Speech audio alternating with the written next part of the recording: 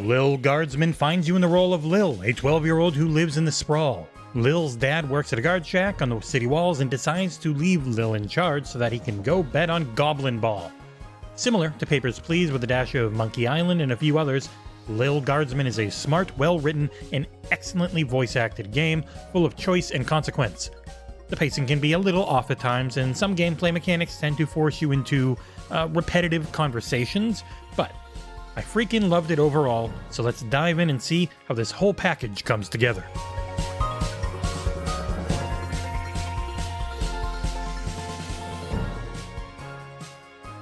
The star of Lil Guardsman is the Sprawl and its inhabitants, a mix of light fantasy and occasionally modern technology. The Sprawl is a densely packed city full of humans, elves, goblins, and more.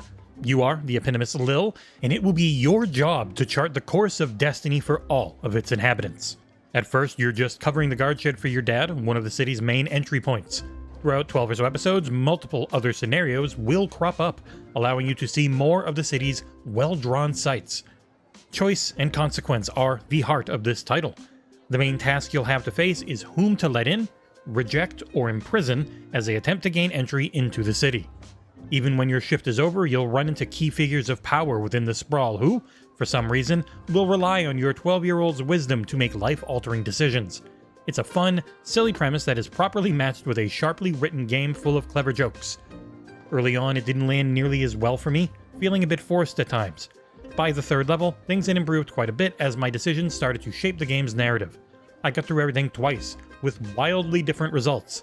There are some definite set-in-stone choices, but I look forward to seeing just how much things can change as the public gets their hands on it. There is, quite early on, a time-rewinding mechanic that makes this game far easier than Papers, Please. It can be a bit frustrating though, as when you use it, you will be seeing and hearing the same opening lines as you try to determine exactly which gameplay mechanics you need to use for the best score.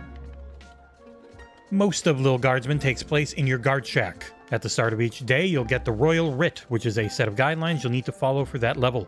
Alongside the writ are several guard tools to use, which include things like truth spray, a bullwhip, and more. All are powered by crystals, a finite resource that is key to managing each level as you attempt to get the best score possible. The scoring system is an up to 4 stars system, with 3 stars being for completing the correct main action, but 4 stars requiring you to use the right tool at your disposal, whether it's an X-ray machine or the telephone, aka future tech, to call the correct advisor member.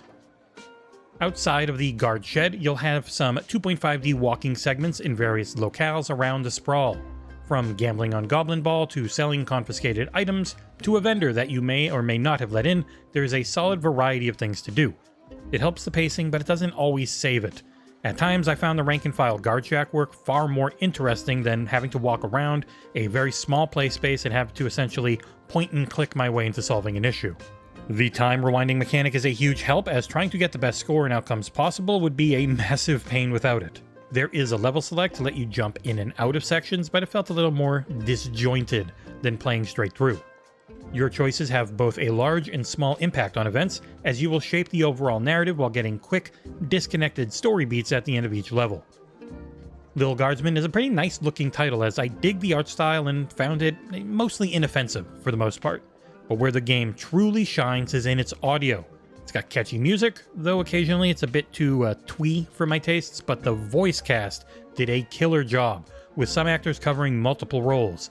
They help elevate the otherwise also excellent writing enough to make me forgive the number of times I had to hear the same conversation a few times in a row while I was going for high scores.